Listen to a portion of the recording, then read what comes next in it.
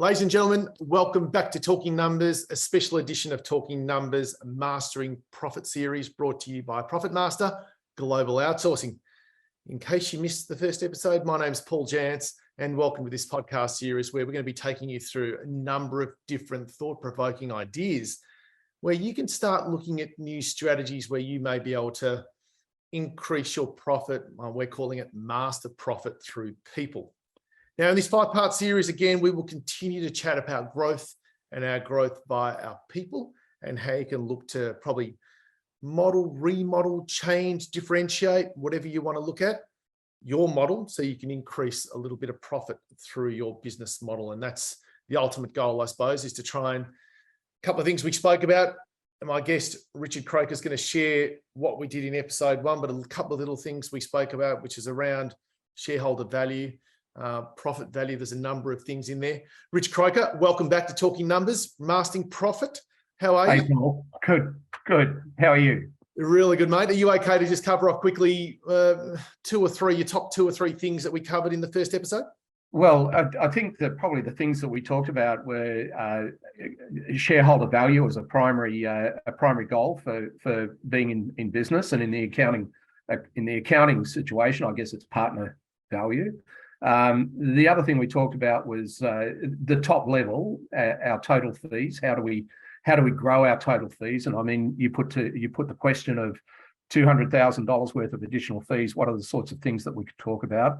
And then we talked about reduction in cost, and the discussion was around the golden nuggets that are obtainable out of considering what we can do to reduce cost. And it's a never-ending story for accounting practices to be able to go through and work that out. And it's not only cost, as I mentioned in the previous episode, it's not only cost in the major costs in the business, or major non-direct costs, such as interest and rent, I think were the two that I discussed, but it's also about reducing cost of people as well. And reducing cost of people is not only about reducing cost of salaries, but it's also getting better efficiency out of the resources that you deploy into your work. And then we touched on the outsourcing model. We touched on the Philippines outsourcing model, and I think we ran out of time then. And that's why this is a 5-part series. We're going to continue this chat of all of that, and you're spot on the money with all of that. And that's the great part about this. So if you've jumped into episode 2 and fast forward a little bit and haven't, the great part is you've got the ability to go back and have a look at episode 1 again and all the key things that we spoke about there, because what Rich spoke about then was spot on the money. And we're going to go through in a little bit more detail and give you, again, a few little bit more elements that you can add to your mix that hopefully can make a difference as you hopefully build a new strategy to increasing profit through growth. Mate, let's get into, you're sort of one of the people that I would talk about as the ultimate entrepreneur. You've started businesses, you've created businesses, you've sold businesses, so with the creation, the selling, let's get into, and you mentioned this in episode 1, you spoke about, you've been in the industry for 40 years. Why did you choose to get into the accounting industry? Well, I think it was a family thing, really. So as I said in the last one, my dad was an accountant. His father was an accountant. My brother's an accountant, and therefore, I guess it's in our DNA. And look, I think I'm a child of the 60s, so I was at university in the 70s. And the idea of going to university in my time was that I was guided by my parents, particularly my dad, and accountancy was a good profession for us to go into. And from there, as I mentioned also in the previous podcast, that I started with one of the large firms, what in those days was the Big 8. And I was started in the audit division of one of those firms. And in fact, auditing is probably an incredible background to get into professional accountancy. I stayed there for about 4 years and then continued on from there. I think, though, that the main reason it was a family decision, it was the decision of a discussion with my father that over the years has paid me back very, very well. Yeah, brilliant. What a great little story. And knowing that everyone in the family is an accountant in some shape or form. Yeah, yeah. Fantastic. Today we're going to talk about, as we continue this chat, we're going to look at the positives and negatives of people and some of the key things that we can look at in terms of how we can break that down. And I sort of mentioned in episode 1 as well, we sort of went into a fair bit of detail in this when we ran our, when I spoke at the CPA conference. So I think it's a great little follow on to that, to say, what are some of the positives and negatives that we can take? And I suppose to all of you listening to this, you can also add your own little, you know, sort of, we may not mention every single thing, but this is a great little way that you can break this down to say, well, what are some of the positives of this and what's some of the negatives of this? And how do I turn the negative into an improvement, I suppose, or a lessons that I can improve on? So before we get into that, look, let's have a look at this. And are you okay to share, again, what you've done in the past? Maybe it's a story, to look at the current model of using people offshore. So some of the businesses that you worked with, are you okay to just go into that a little bit more detail? Sure. Yeah. Well, look, over the years, the experience that I have has been the onshore model, where our staff are basically homegrown in the firms that we've worked in, particularly in the larger firms. You know, they take an intake of people into those firms, and they take them through the early stages of the profession and help them grow from graduate to intermediate to senior and so on. And the good guys continually float to the top, and you know, eventually you find somebody who's partner material, and they become a partner in the firm. And I know when we were in Cape Schanck, we spoke about the finders, minders, and grinders, and we're always looking as we grow our firms to try and find out where the next partner is coming from, and the next senior people is coming from. So now contrast that to what's happened in the last few years, where there has been massive changes in financial and accounting technology. The internet has opened up incredible opportunities for accounting technology, things that we're only just starting to think about now. But one of the things it's allowed us to do is to not only access different technology, but access different people. We're now talking on a daily basis, just like you and I are. I mean, we're 2,000 kilometres away from each other, and we are talking as if we were in the room next door. Yeah. It's the same when you're talking about 9,000 kilometres away or 15,000 kilometres away in Europe. They've just got to get up a little bit earlier so that they can come to the meeting. But somewhere like Philippines, which is where we're based at. I mean, they work on exactly the same time zone. So they come to work when we go to work, and they go home when they go home. So that's the sort of thing that information technology, accounting technology has given us, and how it's changed from growing our people inside the firm to now working with people and growing teams all over the world. Yeah, brilliant. And look, I suppose you touched on it before in terms of the traditional model that I suppose, and even most of our listeners are probably the same. You know, they've come through the ranks in that traditional model sense. If you can think back, what were some of the, call it the positives or negatives that were there for that people back then in that particular model?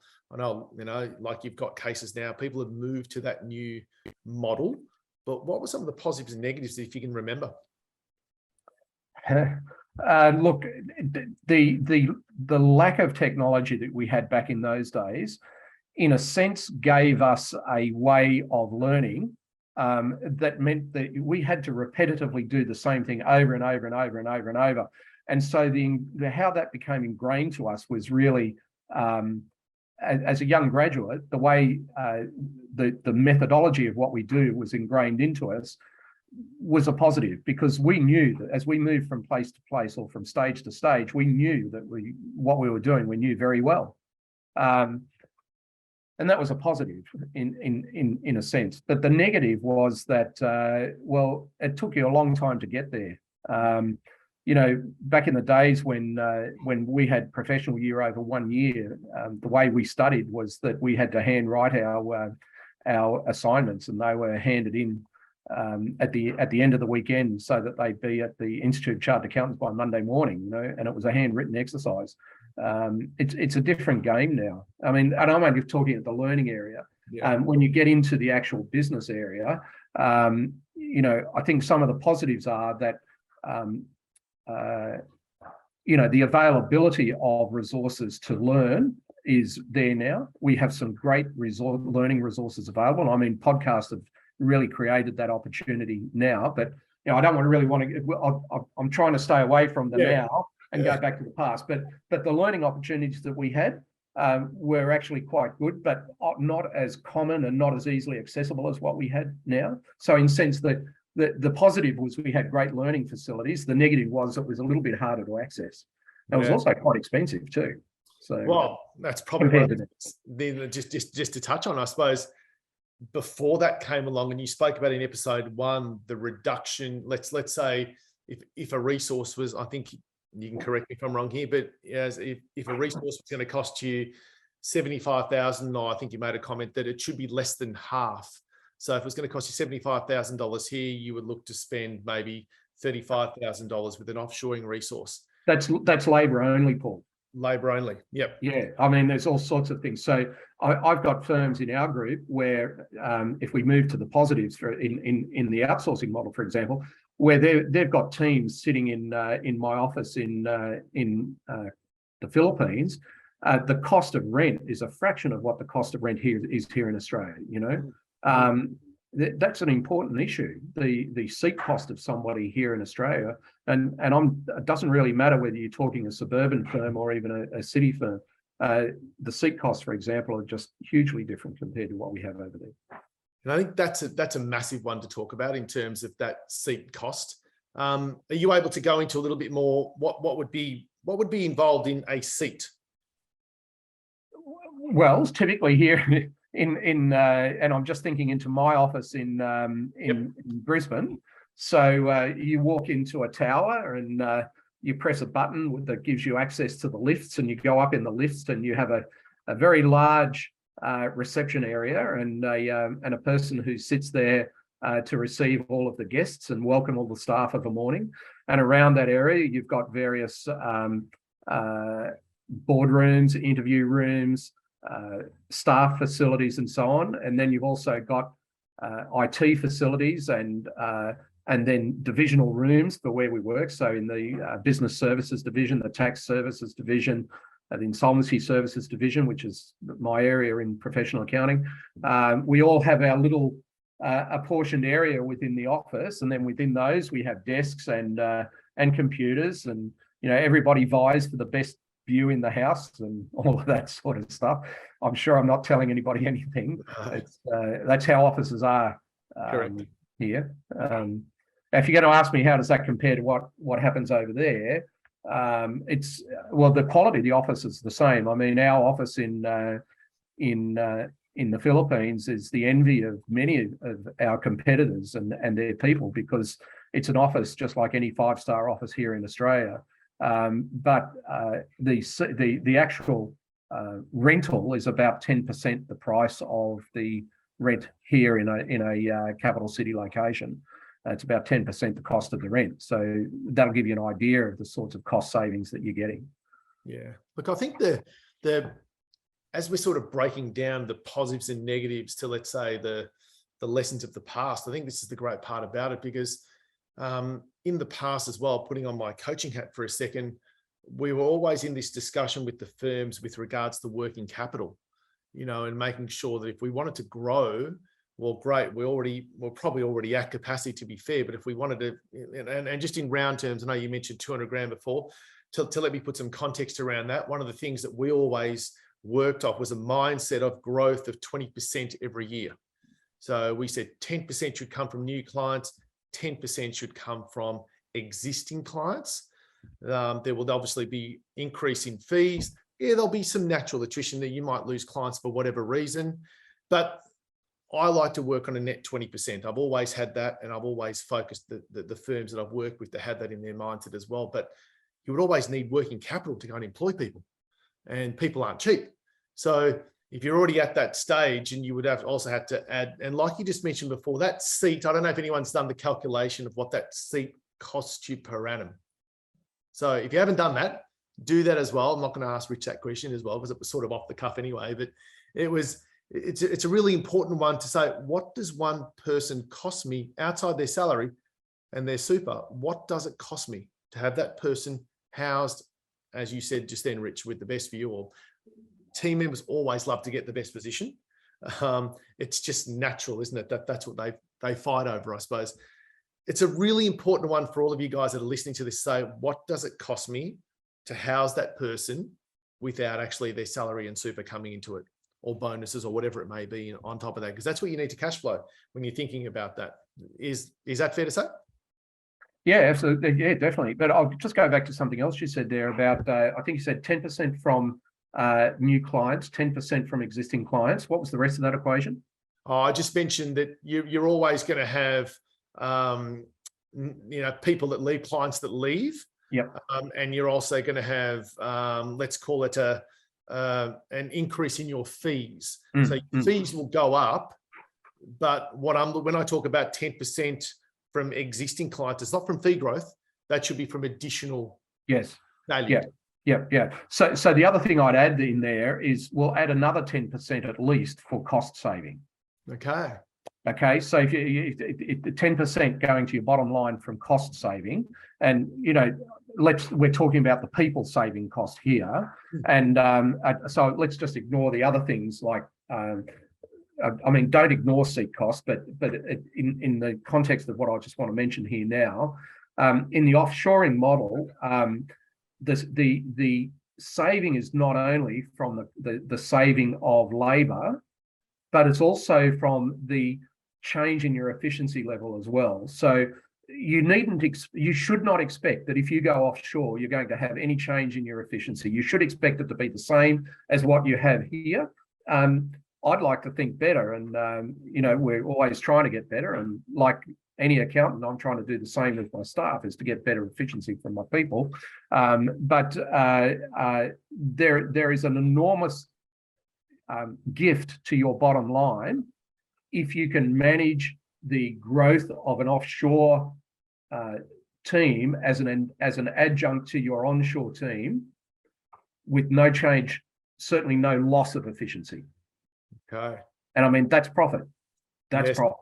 Yes, 100%. So again, look, there's so many different things and I think we're going to touch on a few things as we get into the next few episodes of this particular series, but just that alone, just brilliant in terms of what Rich said just then. And thank you for that, Rich. It was just, so go back and listen to that. If you weren't exactly 100% sure, go back and have a listen to that, because they're the sort of critical things that you can start mapping out in terms of your strategy moving forward, and what does it look like, and making sure that gives you something to strive towards.